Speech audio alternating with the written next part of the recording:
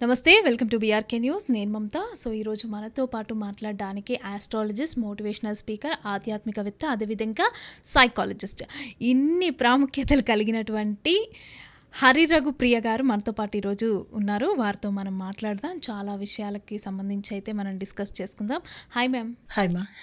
Ma'am, మనకి ముందుగా ఇప్పుడు అక్షయ తృతీయ వస్తుంది కదా ముందు. సో ఆ రోజు ఆడవాళ్ళు ముఖ్యంగా ఏమేం పనులు చేయాలంటారు, ఏం చేస్తే మంచిదంటారు? చాలా చక్కని క్వశ్చన్, టైంకి సరిపడది. అయితే మనకి రెండు వైపులా చెప్పుకుందాము, ఆధ్యాత్మిక పరంగా లౌకిక పరంగా కూడా చెప్తాను. అయితే అక్షయ అనే దాంట్లో అర్థం ఏంటంటే క్షయము కానిది అని అర్థము. క్షయము అంటే తరిగిపోనిది, అంటే డిప్రెషన్ లేనిది అనమాట. అది మనం ఆ రోజు ఏ పని చేసినా ఎక్కువగా అక్షయం అవుతుంది. మనకి అక్షయ పాత్ర అనేది తెలుసు కదా, ఎప్పుడు ఊరుతూనే ఉంటుంది అందులో. సో ఈ అక్షయ తృతీయ కూడా అదే అలాంటిది అనమాట. అయితే ఇది తృతీయ రోజు వచ్చింది కాబట్టి అక్షయ తృతీయ అని అన్నారు. అయితే మనం ఇన్నర్ మీనింగ్గా చెప్పుకోవాలి అంటే మనకి పూర్వం నుంచి ఆధ్యాత్మికవేత్తలు చెప్పింది, పురాణాల నుంచి చెప్పింది, ప్రత్యేకించి పంచాంగాల ప్రకారము ఏ రకంగా చూసుకున్నా ఈరోజు మనం చేయవలసినది దానము, ధర్మము, పూజ, వ్రతము, హోమము, ఇవి చేయాలి. ఇవి ఎందుకు చేస్తాము అంటే కనుక అక్షయం అవ్వడానికి, ఎప్పటికీ తరగకుండా ఉండడానికి. అయితే మనకి ఈ సందర్భంలో జనరల్గా ఆడవాళ్ళు ఏం చేస్తుంటారు, అక్షయ తృతీయ రాగానే బంగారం షాపులు వెంట పడతారు. ఆ బంగారం షాపులు వెంట పడమని ఇక్కడ ఎక్కడ ఎప్పుడూ ప్రస్తావించలేదు. కాకపోతే ఏంటంటే ఎందుకు బంగారమే కొంటారు ఆ రోజు? అది మనకి స్లోగా ఒక 10 సంవత్సరాల క్రితం నుంచి, ఒక మోస్ట్లీ 20 years నుంచి ఆ పెర్సెప్షన్ పెట్టేశారు. బంగారం కొనమని ఎక్కడా చెప్పలేదు. అయితే ఆ రోజు చెయ్యవలసిన పనులు వదిలేసి బంగారం షాప్ వెంట పరుగుడుతున్నాము. కానీ ఆ రోజు చెయ్యకూడని పనులు ముందు ప్రస్తావించి చేసే పనుల గురించి చెప్తాను. ఆ రోజు చెయ్యకూడనిది ఏంటంటే ఏదైనా ధనము, డబ్బు పరంగా ఇచ్చేది ఏది చేయకూడదు.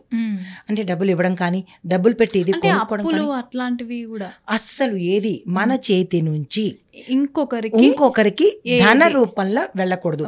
అది కొనుక్కుందైనా కానీ, ఇప్పుడు నేను ఏదైనా కొనుక్కోవాలన్నా కానీ ఆ రోజు నేను డబ్బులు ఇవ్వాలిగా. సో ఇచ్చేది మాత్రమే లెక్క ఉంటుంది, అది తీసుకునేది రాదు. ఫస్ట్ మనం ఇస్తుంటేనే కదా తిరిగి తీసుకునేది అవుతుంది. సో ఆ ఇచ్చేది ధనపరంగా ఇవ్వద్దు అనేది ఒకటి. ఆ రోజు ఇంకొకటి ఏంటంటే పాపకర్మలు ఏది చేయకూడదు, చెడు మాట్లాడకూడదు. ఆ రోజు ఏది చేసినా డీప్లీ మీరు గుర్తుపెట్టుకోవాల్సింది అక్షయం అవుతూ ఉంటుంది, పెరుగుతూ ఉంటుంది. డబ్బులు ఇస్తూ ఉంటే ఎప్పుడు ఇవ్వడమే కనబడుతుంది, అంటే ఇన్నర్ మీనింగ్ మనకి ఖర్చులు పెరుగుతూ ఉంటాయి. ఓకే, ఇంకొక పర్సెప్షన్ ఏంటంటే మనము బంగారంలో కలి భగవానుడు ఉంటాడు. ఎక్కువ కలి స్థానాలు కొన్ని ఉంటాయి.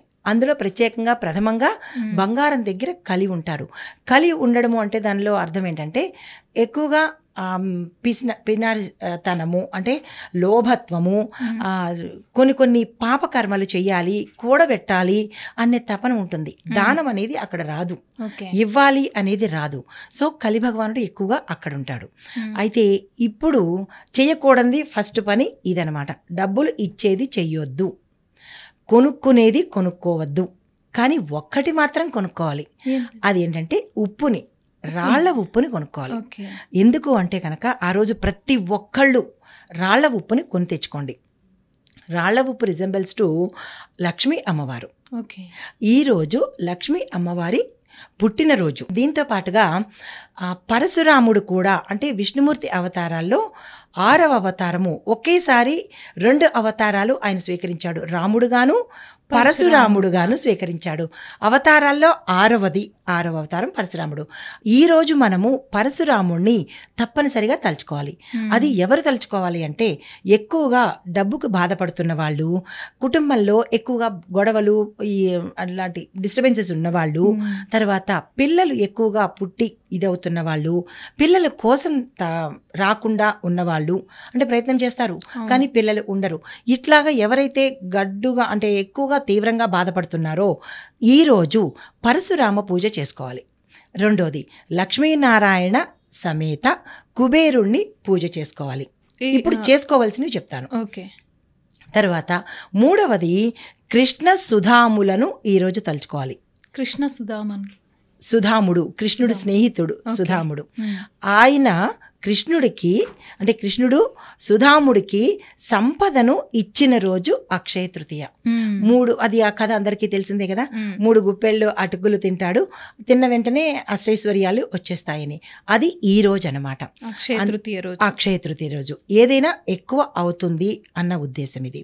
అయితే దీంతో పాటుగా అంటే ఈ పూజించవలసిన దేవుళ్ళు 3: కృష్ణ సుధాములు, పరశురాముడు, కుబేర సహిత లక్ష్మీనారాయణులు. మనకి పూజా విధానం అందరికీ తెలిసిందే. ఈరోజు తెల్లవారుజామున లేస్తాము, తలంటు స్నానాలు చేస్తాము, శుభ్రమైన బట్టలు వేసుకుంటాము. కానీ ఇక్కడ స్నానంలో మామూలు స్నానం కాదు, గంగను స్నానం చేయాలి, గంగతో స్నానం చేయాలి. ప్రత్యేకంగా ఈరోజు గంగా నీళ్లతో స్నానం చేయాలి. సరే, కొంతమందికి డౌట్ రావచ్చు, మాకు గంగా నీళ్లు లేవు కదా, మరి మేము ఏం చేయాలి అని.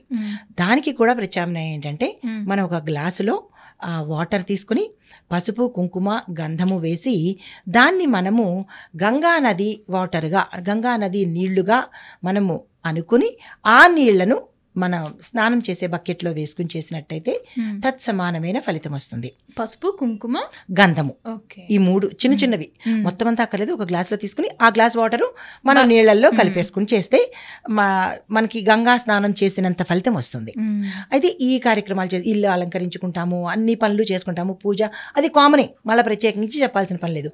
దీంతో తర్వాత కుబేరుడిని ఎందుకు పూజ చేయాలంటే, కుబేరుడికి ఈరోజు లక్ష్మీ అమ్మవారు ఒక వరం ఇచ్చింది. ఈరోజు నిన్ను ఎవరైతే ప్రత్యేకంగా పూజ చేస్తారో, నీతో పాటు నన్ను పూజ చేస్తారో వాళ్ళకి అష్టైశ్వర్యాలను తెలియకుండా ఇచ్చేస్తాను అని చెప్పింది. దాంతోపాటు కృష్ణుడు కూడా సుధాముడికి అష్టైశ్వర్యాలు ఇచ్చేశాడు. అయితే దీంతో పాటు మనం ఇంకొక పని ఏం చేయాలంటే, 3 దానాలను ఇవ్వాలి తప్పనిసరిగా. ప్రతి ఒక్కళ్ళు అంటే ఏవేవి చెప్తాను.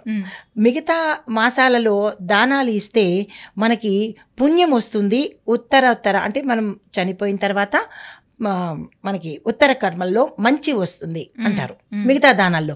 కానీ ఈ రోజు చేసే దానంలో భూలోకంలోనే మనం అష్టైశ్వర్యాలు పొందుతాము. భూలోకంలోనే అంటే మనం ఇప్పుడు ప్రస్తుతము బ్రతుకున్నప్పుడే ఇక్కడే మనము అష్టైశ్వర్యాలు పొందుతాము. అందరికీ కావాల్సింది అదే కదా. ఇప్పటికిప్పుడు మనకి దొరికేది ఆ 3 దానాలు ఏంటంటే, ఒకటిది స్వయం పాక దానము, మళ్ళా అన్నదానం కాదు, స్వయం పాక దానము. అంటే స్వయం పాక దానము అంటే బియ్యము, ఉప్పు, పప్పు, నెయ్యి, బెల్లము, ఎండుమిరపకాయలు, ఆకుకూరలు, పప్పు దినుసులు, ఇవన్నీ ఒక వ్యక్తి వండుకుంటే ఎట్లాంటి దినుసులు అవసరమవుతాయో అవన్నీ కలిపి ఒక బ్రాహ్మడికి కానీ ఒక పేదవాడికి కానీ తప్పనిసరిగా ప్రతి ఒక్కళ్ళు ఇవ్వాలి. దీన్ని స్వయం పాక దానం అంటారు. రెండోది పట్టు వస్త్రాలు కానీ, పట్టు లాంటి వస్త్రాలు కానీ, ఎర్ర అంచు ఉన్న వస్త్రాలను దానంగా ఇవ్వాలి.